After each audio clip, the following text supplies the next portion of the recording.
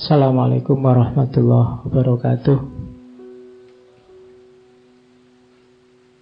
Bismillahirrahmanirrahim. Alhamdulillahirabbil alamin. Wa bihi nasta'inu ala umurid dunya waddin.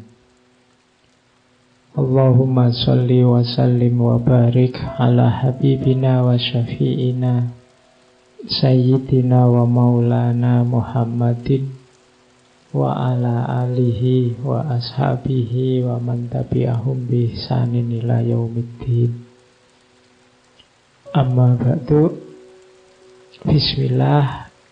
Kita lanjutkan ngaji kita. Malam ini kita mengejar wisdom dari seorang Isaac Newton yang kita kenal sebagai bapaknya fisika, khususnya fisika klasik. Kita mengenalnya sebagai orang yang melahirkan teori gravitasi gara-gara kejatuhan apel. Kita temui malam ini beliau, ya meskipun tetap rumusnya ya, kita tidak ngomong fisikanya, tidak ngomong astronominya, tidak ngomong matematikanya. Kita belajar cara hidup dan filosofi hidup seorang Newton. Siapa tahu manfaat. Belajar itu ada level-levelnya kalau kita mengukur hasil.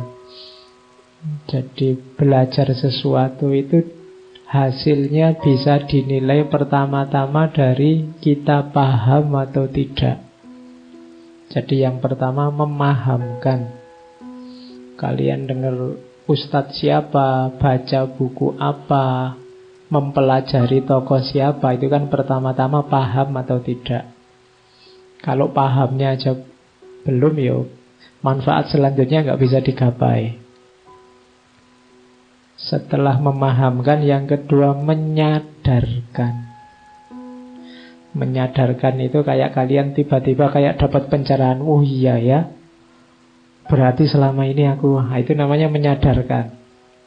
Kalau memahamkan itu hanya ngerti saja. Tapi kalau sudah menyadarkan itu sudah eksistensial, sudah nyambung sama hidupmu berarti. Setelah menyadarkan, ada satu level lagi lebih tinggi, menjalankan. Jadi menjalankan itu ya, kan banyak orang yang sudah paham, sudah sadar, tapi ya terus balik lagi kayak asale. Wah, saya baru sadar kalau saya dosa saya banyak, Pak. Keliru saya selama ini. Sudah titik. Besok ya kembali lagi kayak asale. Nah, itu berarti belum naik ke level ketiga, belum naik ke makom bisa menjalankan. Dan menjalankan itu ya tidak gampang, butuh diawali kesadaran dulu. Kalau tidak ada kesadaran ya tidak mungkin menjalankan. Kesadaran diawali dari kepahaman. Kalau tidak paham ya tidak mungkin kamu sadar. Setelah menjalankan ada lagi yang keempat. Kalau ini mungkin di luar kuasamu, memberi manfaat. Mungkin ada nanti kamu paham, kamu sadar, kamu jalankan, tapi manfaatnya tidak ada. Jadi hasilnya ternyata tidak cocok dengan harapanmu. Nah, itu juga kemungkinan. Saya bilang tadi di luar kuasamu, karena ini nanti banyak ada hubungannya dengan ridho yang di atas, hubungannya dengan manfaat. Apalagi manfaat yang di luar ukuran normal, di luar kalkulasi rasionalnya. Harusnya manfaatnya 10, kamu dapat 20. Kalau ini, kalau dalam agama namanya barokah. Harusnya kamu baca buku cuma setengah, tiba-tiba dari hasil baca setengah itu kamu paham semuanya. Itu berarti ilmumu barokah. Sebenarnya kamu menjalankannya ya sedikit-dikit saja, tapi kok hasilnya luar biasa, itu namanya barokah. Ada orang yang menjalankan tapi manfaatnya itu tidak ketemu. Jadi tadi kalau diurut ada paham, sadar, menjalankan, dapat manfaatnya, bahkan dapat barokahnya. Ada lagi kalau di dunia ilmu level yang unik, namanya menginspirasi. Menginspirasi itu kamu bisa melahirkan sesuatu yang baru yang beda dengan yang kamu pahami tadi. Jadi ada fungsi kreatifnya kalau menginspirasi itu. Dari mendengarkan ngaji ini terus kamu muncul gagasan baru. Oh, berarti saya harus apa gitu. Itu namanya menginspirasi.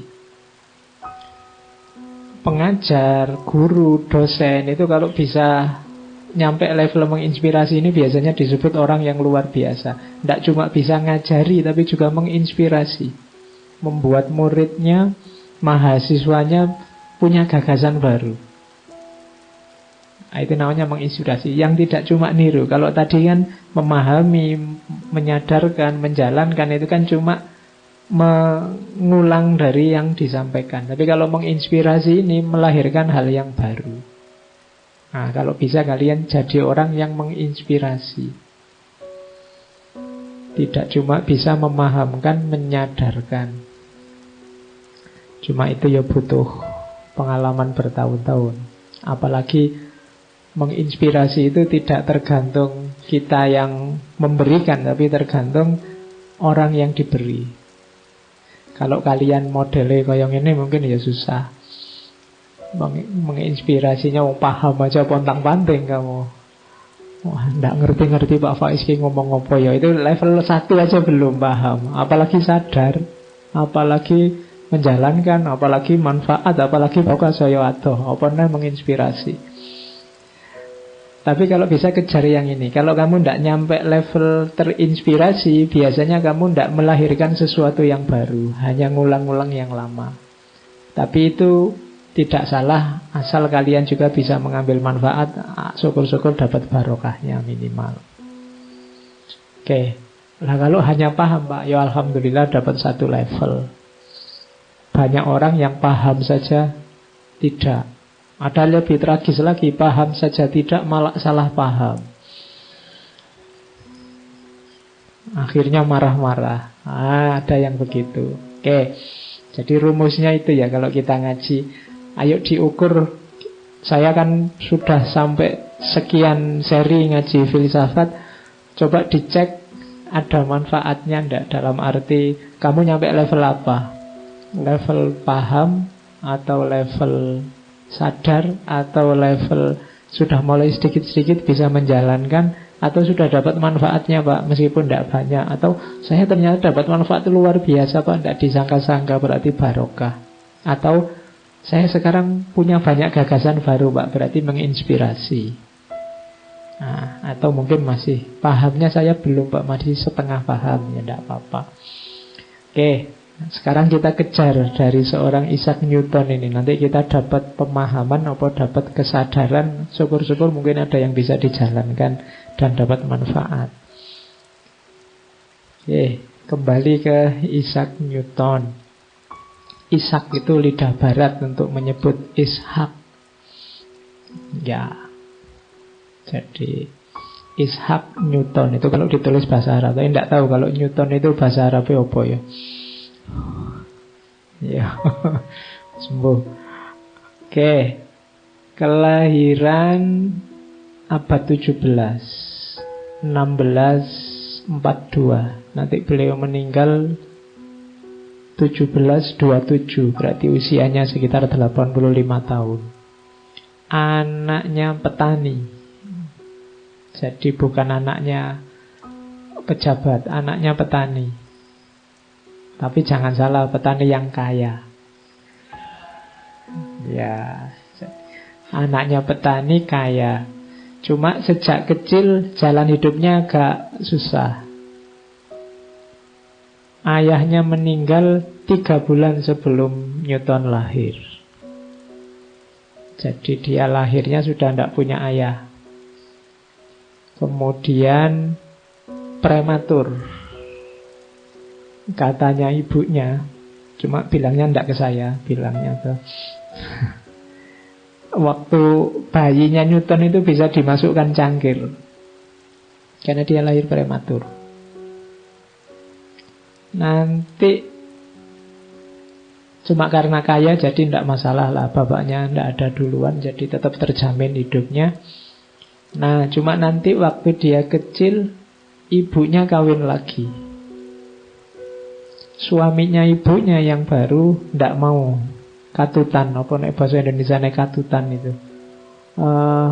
Pokoknya nggak mau anaknya ikut. Akhirnya Newton dititipkan di neneknya. Dan sampai usia belasan lah, mungkin 11-12 tahun nanti Newton diambil lagi oleh ibunya. Maka Newton ini punya dendam terpendam pada ayah tirinya. Di salah satu tulisannya dia bilang bahwa kalau bisa aku ingin membakar ayah tiriku, tak banting-banting, tak gitu-gitu. Pokoknya dendam luar biasa sama ayah tirinya. Nanti Newton ini umur belasan tahun terus disekolahkan. Agak jauh dari rumah maka dia kos. Kosnya di rumah ahli farmasi. Kalau ahli farmasi kan banyak main dengan benda kimia. Dan ini cocok dengan Newton yang senang belajar. Jadi anaknya pendiam, sukanya di kamar sendirian, eksperimen macam-macam. Itu cirinya Newton. Dan kebetulan waktu dia kos itu kok yang dilalah jatuh cinta sama anaknya bapak kos. Iya. Kamu ngalami kok ketawa. Iya. Sayangnya ceritanya kayak kalian, dia tidak berani ngomong. Iya. Lupa saya namanya. Kelihatannya namanya Anne Koster apa siapa gitu. Cinta pertama dan terakhirnya Newton. Karena nanti dia tidak menikah sampai meninggal. Ya, kok ya sayangnya tidak mau ngomong gitu loh. Padahal Newton ini ya tinggi, besar, gagah, khasnya orang Eropa. Jadi ya dia tetap asik dengan dunia ilmu, tapi terus nanti sekolahnya namanya King's School. Dipanggil lagi oleh ibunya pulang. Sudahlah nak, tidak usah sekolah, garap sawah aja. Disuruh pulang, disuruh bertani. Ya karena Newton ini anak baik, ya terus dia pulang ngerjain sawah. Hanya saja ternyata jadi petani bukan bakatnya. Dia tidak nyaman. Ya kalau bahasamu sekarang bukan passionnya. Passionnya memang belajar. Ya kalau kamu kan tidak urusan bakat, kamu males aja. Jadi dia ini memang sukanya belajar. Kalau di sawah bawaannya buku, itu kan aneh ya. Kalau orang itu ke sawah bawa cangkul, bawa apa. Kalau dia bawa buku, terus sukanya duduk di bawah pohon baca buku. Makanya ada cerita waktu dia di ladangnya kejatuhan apel itu, yang melahirkan teori gravitasi. Jadi itu waktu dia baca buku di bawah pohon, di sawahnya, di desanya ada apel jatuh. Terus apelnya diliatin aja, ya apel ini loh kok jatuhnya ke bawah ya. Lurus lagi, mbok yo goyang-goyang kemana dulu kok langsung jujuk ke bawah. Kan itu loh, itu karena kayak di Einstein kemarin ya, orang itu kalau memang passionnya sains itu apa-apa ditanyakan. Dan itu tidak langsung ketemu, oh berarti ada gravitasi, tidak begitu. Itu masih lama mikirnya, merumuskannya masih lama. Dia masih merenung, masih uzlah dulu berapa lama sampai lahir teori gravitasi. Dan Newton ini tipe orang yang tidak terlalu pede dengan ilmunya. Makanya bukunya yang prinsip matematika itu yang salah satu buku terbaik yang pernah dibuat oleh manusia. Itu sebenarnya sudah selesai lama, cuma dia tidak berani menerbitkan. Temennya nanti yang ngojo-ojoi, apa ngojo-ngojoi itu ya, yang memprovokasi agar buku itu diterbitkan. Dia sendiri sebenarnya tidak pede. Itu kan bukunya tebal, isinya rumus macam-macam, teori macam-macam yang mengangkat namanya nantinya. Jadi dia pulang di sawah berapa lama sampai nanti dipanggil lagi oleh kepala sekolahnya, loh kamu itu pinter, mbok sekolah aja. Akhirnya dia nekat sekolah, tidak dibiayai orang tua juga tidak apa-apa. Dia nanti kuliah di Trinity College di Cambridge. 3 tahun pertama karena mungkin tidak dapat beasiswa, dia kuliah sambil jadi tukang kebun di kampusnya. Bersih-bersih kelas itu, nyapu-nyapu di kampusnya sendiri. Itu biaya kuliahnya begitu. Jadi nasibnya tidak lebih baik dari kalian, meskipun dia nanti jadi orang yang sangat besar di dunia ilmu, di dunia sains. Ya nanti ketika karya-karyanya terbit, dia mulai dikenal di mana-mana, menginspirasi banyak orang. Teorinya jadi landasan era baru dalam dunia sains. Nanti dia sempat masuk jadi presiden di kelompok ilmuwan terkemuka yang namanya Royal Society. Dia ilmuwan kedua yang dapat gelar Knight dari Ratu Inggris. Orang pertama ilmuwan Francis Bacon. Dia orang kedua. Oke, kalau kebesarannya tidak perlu saya cerita. Dia orang yang luar biasa, menghasilkan banyak teori. Yang teori ini seperti saya bilang di depan, tidak cuma sekedar diapalkan atau dijalankan, tapi menginspirasi banyak orang untuk menciptakan sangat banyak hal. Teori gravitasi, teori gerak, dan lain-lain. Oke, malam ini kita belajar sedikit tentang tips-tips hidup bijaksana versi seorang Isaac Newton. Mungkin ada beberapa yang bisa kita ambil, kita pedomani, kita jadikan rumus. Meskipun nanti kita tidak sebesar Newton, tapi paling nggak ada manfaatnya lah hidup kita yang sebentar ini.